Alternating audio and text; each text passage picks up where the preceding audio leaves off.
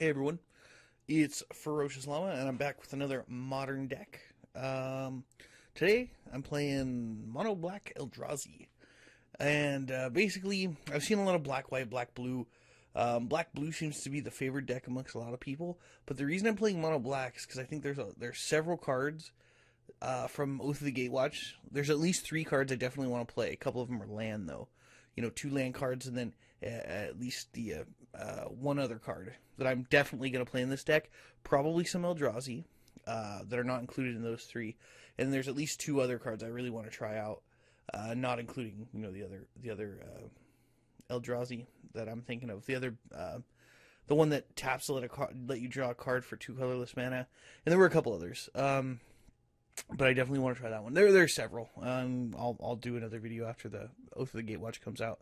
But anyway, this is basically the deck. I have 4 Urborgs, 4 Eye of Ugins, and 4 Eldrazi Temple. We do have 4 Eyes in their legendary, and Urborg is legendary too, which is kind of a little bit of a thing, because sometimes you can have multiples in your hand, which isn't the best, but you know what? For what we get out of them, it's worth it. And the reason that we have so many Urborgs instead of just 1 or 2, because all we have is Wasteland Strangler, Heartless Summoning, and Inquisition and Thoughtseize.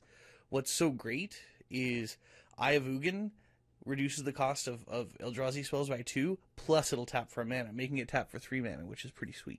So anyway, basically, we got some Disruption right here. Spellskite is to basically protect our stuff and, protect since the twin combo, because this deck is a little bit weak to the twin combo. And then we have an expedition map to find our Urborg or our Eye or our Eldrazi Temple. Sometimes our Sanctum of Ugin. Sanctum of Ugin lets us search up another Eldrazi when we play a Eldrazi cost 7 or more, which is kind of good. So we can follow up, our 9-drop with a 10-drop, and then or something, or any 9-drop, anything pretty much. What's really sweet is when we get Ulamog and like an Oblivion Sower. So we attack with Ulamog, we play Ulamog, and following turn attack with Ulamog, and exile 20 cards and then play Oblivion Sower. I've done that and gotten 10 land before off a Tron deck or something. It was ridiculous. But anyway, so we got a whole assortment of lands. All of them make either colorless, reduce the cost by 2, which is better than making a colorless. Cavern of Souls keeps our stuff from getting countered. Even though a lot of the Eldrazi abilities are, when you play it, not necessarily when it comes into play. But at the same time, I think it's still important. Like Wasteland Strangler is when it comes into play. So, we don't want all of our Eldrazi getting countered against a counter heavy deck. Heartless Summoning gives all of our stuff -1/-1, which isn't that big of a deal when your stuff's bigger than everything else anyway. The only thing that does make it a problem is our Spellskites are vulnerable to Lightning Bolt with that.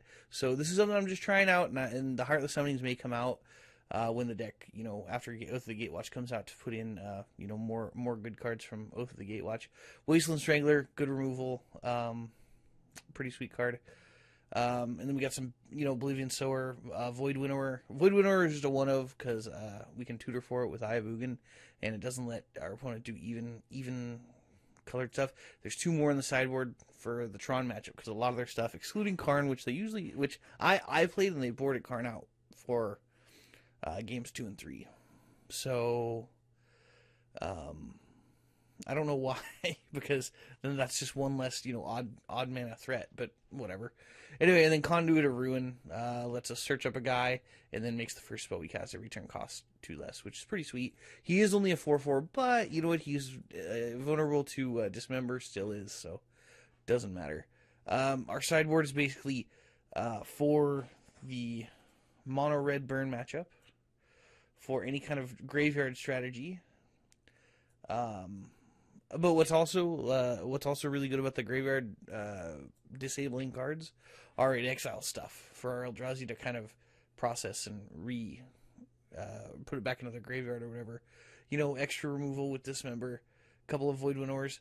There are a lot of decks, like 5-color decks, 4-color decks.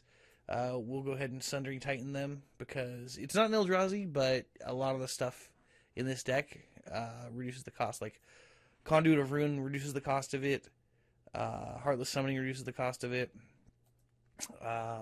it triggers a Sanctum of Ugin, and it can be searched up by a Sanctum of Ugin. So, there's a whole bunch of stuff. A couple All's Dust, wipe the board when we need to.